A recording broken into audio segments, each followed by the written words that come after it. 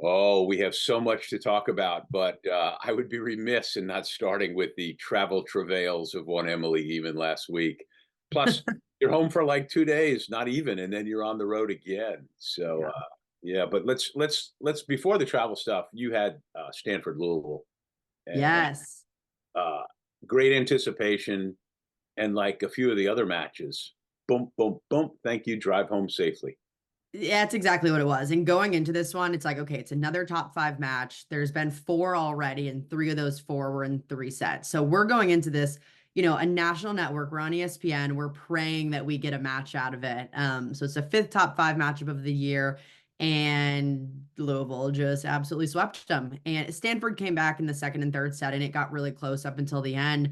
Louisville was just able to pull away. Their outside Charity Looper was an absolute baller. She had 10 kills in the second set alone. She finished with 18 in just a three-set match. So that was absolutely insane. Stanford has their block's been very, I don't even want to say up and down. It's been like mid-level and down. This was one of the better nights that we had seen from them. But they just dug themselves in a hole. I mean, they had 13 service errors, 16 attack errors, so nearly 30 total, just handing Louisville essentially over a set from that standpoint. But Louisville was impressive. I think this was the first time that I had seen the 6-2 really work for them. I thought their right sides did a phenomenal job putting balls down and were really good against Stanford's outsides, really slowed down Ruben, which is tough to do. I was really impressed. And I hadn't called a match at Louisville before, so that was also really fun. My dad and my grandpa came down to the game, so I got to see them. They hadn't been to a big matchup before either, just going to Indiana Hoosier games. So it was fun to see them, and the atmosphere was awesome. We're back next Sunday at their other arena, but it was such a fun match, Most despite important, being three sets. most importantly, her grandfather is named Lee. True. Yes. And you Uh, guys are friends. yeah. Oh, so Stanford and Wisconsin have become like the mystery teams, Yeah. and they're probably not going to get a top four seed. Yet you know that the two of them are going to be fabulous when it matters in December, and they're going to screw up, somebody's home court top four seed advantage, maybe, and that's the first thing. Well, let's tell people where you went last week and how you got there because it's worth it. Yeah. So I start up in Minneapolis, which I mean, let's talk about that Minnesota win over Wisconsin really quick, too. I mean, five sets at home. The environment was crazy. I mean, serve and pass was absolutely disgusting on both sides, but that was a super fun match. It went really late into the night. Minnesota did an awesome job, and Keegan Cooks really it felt like their program's first really big win. It's a border battle, it's a rival. It was a massive upset. Minnesota played phenomenally when it mattered at the end. Again, it wasn't the cleanest match, but they found a way to win. So we go late into the night there, and then I fly from Minneapolis to Atlanta on Thursday, and Hurricane Helene's says it's going to hit on Thursday. I'm like frantically checking the weather channel. I was texting you. I've never been in a hurricane. And so part of me was kind of excited because I didn't really know what to expect. And then I kept seeing the alerts and it's like category 4 and it's not getting weaker. And I was like, oh God, I might actually be like stuck in Atlanta or not even get to Atlanta. The timing worked out perfectly, at least for me, where I got in Thursday morning. The hurricane didn't hit Atlanta, or I drove 2 hours to Auburn, but I'm like white knuckling the whole way, like freaking out, raining cats and dogs on me. Finally get to Auburn. We go to practice. The entire university shut down. Yes. Um, they ended up playing the match on Friday. I mean, it was completely sunny on Friday. Everything came in Thursday night, so it worked out for us. Everyone got in okay. Right. When you and I were texting, because we got Florida State was playing Miami at Florida State with a closed Yeah. campus. And, I live in Massachusetts now, but for 39 years lived in Baton Rouge. So I'm well versed in the art of hurricane, and you don't take them lightly. And No. 140-mile-an-hour winds before it hit. And so at my house once in Baton Rouge, we had 90-mile-an-hour winds from Hurricane Gustav, and it was very scary. So I was worried for Emily for a lot of reasons, Yeah. not the least of which was not getting back out of Auburn in case the weather got really bad or things affected the Atlanta airport. But Yeah, Atlanta got hit pretty hard too, and obviously, thoughts for everyone that has dealing with actual like flooding, and I know it's really bad in oh, well, the what's going Carolinas, on right South now in Carolina. Asheville, North Carolina, which if you've ever been there, it's like the coolest place, and Um, it's a great destination. It's yeah, really bad. One of my best friends' sons lives there, and they can't get out. There's Yeah. no, the roads are all destroyed. The water is out, so they have no water. He doesn't think he has enough gas in his car to make it somewhere if he could. And Yeah. I don't, I hope that No. emergency services will be able to bring food and water to people like that. They're worried about their big dog. Yeah. So what do you My have to my drink? You my know, stepsister goes to college out in Nashville, and she's actually, thank God, studying abroad right now. But I'm so glad she wasn't there because she was posting stuff and they're like looking for friends that they haven't heard from. So I don't know. But yeah. obviously thoughts and prayers to everyone there. But on that note, like didn't think we were gonna get out on Friday because I was flying, or Saturday, I was flying up to Louisville. Well, first let's go back to the match. Also, Auburn reverse Oh, sweeps Kentucky. Auburn hadn't beat them since 2010. They've been swept the last 10 matches. Auburn's such a fun program because they're so on the rise. Their head coach, Brent Crouch, has done such a phenomenal job. It's their second ranked win of the season. They're coming off back-to-back NCAA tournaments for the first time in program history. They have an outside Madison Shear who is just so phenomenal. If you haven't watched her play, she ended up with 17 kills, hit over 300. Just incredible. And their defense is legit. I mean, they looked down in the water for the first two sets. The offense wasn't firing. Defense didn't look like what we thought it would as one of the top defenses in the country. All of a sudden, it clicked on, and the fight from that team up at the net and in the backcourt was insane.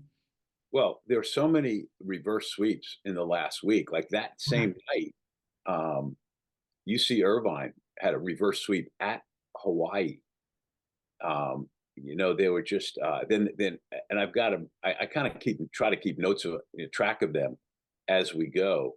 But I mean, so Kentucky before then, one of their other losses was against Penn State, who reverse swept them. So it was, two five setters that they had been reverse swept in. And then they get going against Florida yesterday. They go up 2-0, and then Florida wins the third. And you're like, oh God, don't do it again. Kentucky pulled out that one. I was only able to kind of follow stats as it was right before our match. And I know the fourth set ended up like 30-28. So Kentucky's avoiding them, or at least trying to, left and right. But I mean, kudos to Auburn. It was such a fun match. Also, I think it's really fun covering matches and programs that are really on the rise and trying to build up, talking to coaches about establishing culture there and getting the right people in the right mindset. Crouch had talked about in their win earlier in the season against Florida State. He could see the culture shift because they didn't seem surprised at that win. So it was really fun to see them go into this one down 2-0 against Kentucky, come out with it, and then really just a fan support. There's a football game the next day, and I don't know if that had any effect on it, but I mean, it was rocking in there, and it was like 11 p.m. It was so late, and so that was really, really fun to see too. yeah, no, and reverse sweeps yesterday. Michigan against Rutgers, Yeah. A&M to Missouri. And I'm trying to switch, watching like 12 matches and going back and forth. I go, wait, how did this get to a fifth? Going back, it was nuts. Well, anyway, so you got to Louisville, of course, and then even getting home to Chicago yesterday. What time did you walk into your apartment? That was the biggest thing. I was like, I go through this entire trip of 3 matches in 5 days, and the last flight that I'm on is the one that I have to worry about. I will say I never take connections, obviously if I can, but I wanted to get back last night because I'm leaving tomorrow, Tuesday morning. So I walked into my apartment at like 1:10 a.m. I ended up, when I travel, I have to unpack right away. I have to do all the things. And I was like, I might as well just throw in a load of laundry since I'm unpacking. So I like Oh, trot down to our laundry room at 1:30 a.m. and throw in a load. And our doorman was like, literally, what are you doing? So that's that's my week. And then rinse and repeat because this week's actually even worse travel wise. So I can't wait. but you got some good matches. We'll get to that. Let me touch on some of the lines of the day from the last few days. Yeah. Uh, Tori Hester from Troy, T-Roy, as we call it. They beat South Alabama in a five-setter. She had 30 kills, hit 361 with an ace, 13 digs, and 3 blocks. The line of the day 2 days ago, if you haven't seen Coastal Carolina play, and most of you probably have not, but they're in the Sun Belt and they're good, and they've got a setter right side named Jalen Stout, who's only 5'10", and she's from Florida. She had 18 kills, hit 519, 13 assists, 2 aces, 16 digs, and 3 blocks. My gosh. It's her. She's had 6 triple doubles this year, and she's a sophomore, and she's had 20 in her career, some crazy number like that. And then yesterday, How about Jess Maruzic? 29 kills in a four-setter against Michigan State. But now Binghamton's got a young lady from Bulgaria, okay? And where is it? The pronunciation of her name. Oh, where'd it go? I had this so that Something, does it end in ova? well, it's Svetlina Ilivia, but there's a way to. Oh, here it is. I put it on real, so you'd be able to hear it because I got it right. Svetlina Ilieva. I mean, yeah. That's her saying her last name. But anyway, like a link on the website. Four-setter, she had 28 kills against LIU. But how about this? Cameron Luganville from Sacred Heart, 24 kills in a sweep of Iona. That's 8 kills a set in a sweep. Dang. And Brianna McDonough from Jacksonville, 22 kills in a sweep of North Florida. And I can prove it as we go and see that I have Jacksonville's Brianna McDonough's name misspelled. So I can fix that as we go, because proofreading are us for typos all the time. One other shout out I want to give. I mean, Raven Colvin in that 5-set win over Minnesota for Purdue was insane. She led the team in kills with 19. She hit nearly 400. She put up 7 aces, which were 7 of the team's 17, which was absolutely insane for Purdue. I mean, Minnesota really struggles passing, so they get aced a lot. But putting up 17 and herself doing 7. I mean, I tweeted this the other day, but to me, Raven Colvin is the best all-around middle in the game right now. Naturally, my comments were flooded with "what about Annie Jackson" tweets and a few others, which I totally. Can't you just say something nice about somebody and just everybody go, "Yeah, she's really good"? And which doesn't mean like when I tell you, we get into this libero thing all the time, and I tell you about these liberos, and why does he hate Lexi Rodriguez? You know who I love libero wise, by the way? Lexi Gonzalez, the libero at Southeastern Louisiana University, the last volleyball Baton Rouge player still standing in college, because I folded my club in 2019. That's my favorite libero right now. Not Lexi Rodriguez. I love it. Lexi Gonzalez. Hi, Lex. So fair. No, I agree. It's like, I tweet that and everyone's flooding my comments of, well, Andy Jackson, blah, blah, blah, blah. Totally get it. She's great offensively. Colvin is way better defensively, averaging nearly 2 blocks a set, the second best in the NCAA, and she's pretty much just as efficient as Jackson. So I don't want to hear any of that. And she's a much better server. Wait, so how about serving? Let me make sure I get this right with the kid's name. Jordan Iliff from Iliff. Iliff, thank you. He's got a nasty serve. She had 9 aces, including 7 in a row in the first set. 7 aces in a row in the first set. That's insane. Yes. Yeah, she's got I had Mizzou. She's still at Mizzou, right? She's at Missouri, yeah.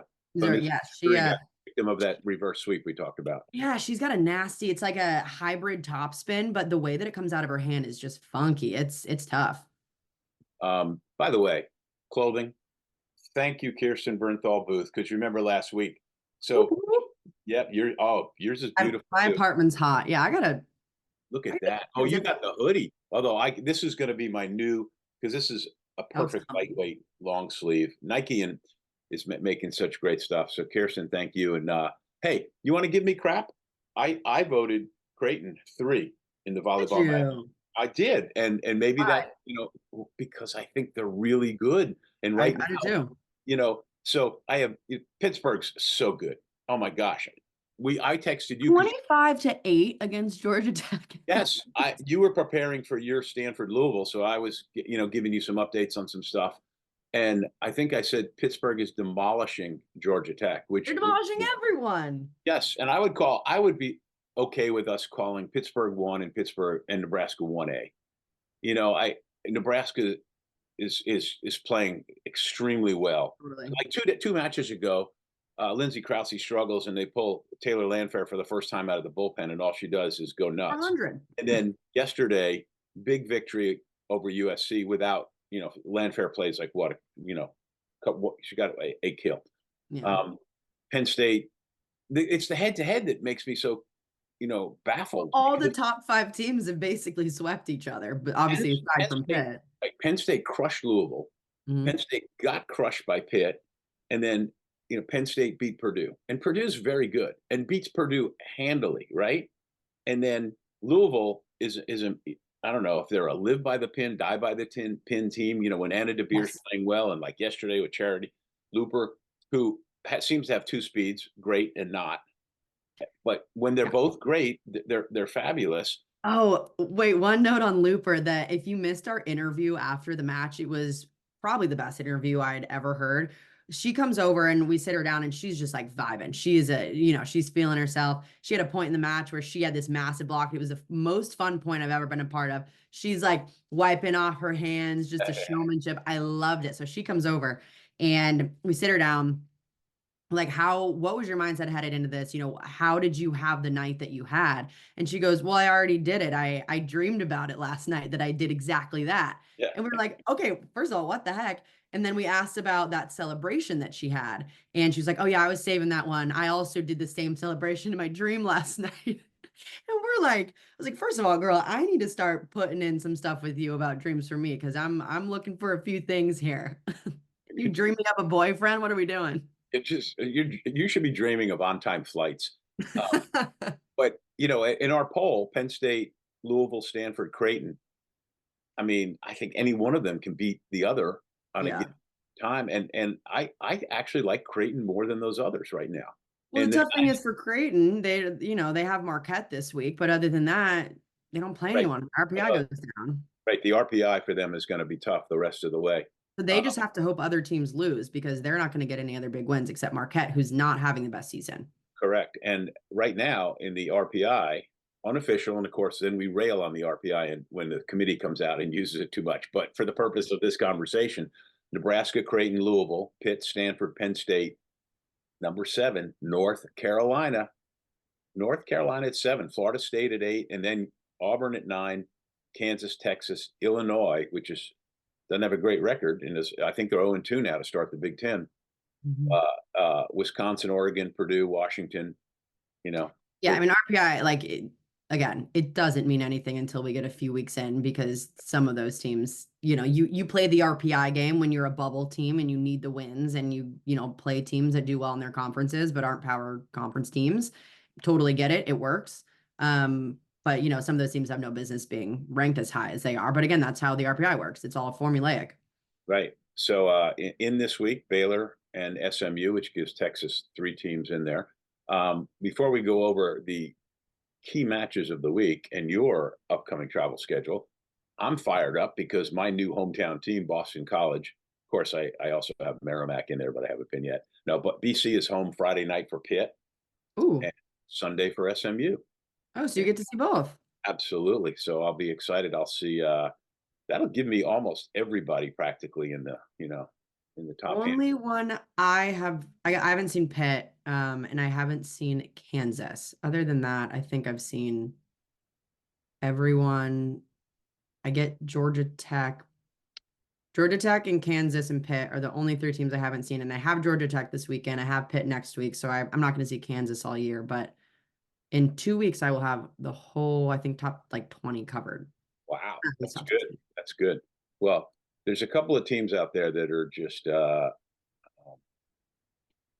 don't know. I think every week I'm going to be going to you. I don't get it because of this and that. Well, whatever. So where do you go this week? Ooh, big schedule. 5 days, 3 matches, 3 states. I fly to Newark tomorrow, and I have Rutgers, Wisconsin on Wednesday, and then I have to drive. Driving halfway to Penn State, so I'm driving to Harrisburg, staying the night. Thursday, the next day, I have a match, Maryland, Penn State, and then Friday, next day, I have a match, Penn State, Oregon. Saturday, I fly to Louisville and do Georgia Tech, Louisville. So 4 matches in whatever amount of days that is. There's 6 matches Monday today, and the 12 teams have a combined 41 wins. So you need not worry too much about that schedule. Tomorrow, though, Tuesday, Marquette at Creighton, and that just always promises and delivers. The Big East, those 2 teams, and a couple others have gotten in the mix. St. John's has been decent in past years, and his other teams have pulled some upsets. Wednesday, Utah, very quietly 12-1, playing a lot of schedule, but Utah at Arizona State in a very big Big 12 match. Friday, like you said, you got Oregon at Penn State, but also BYU at Arizona State in the Big 12.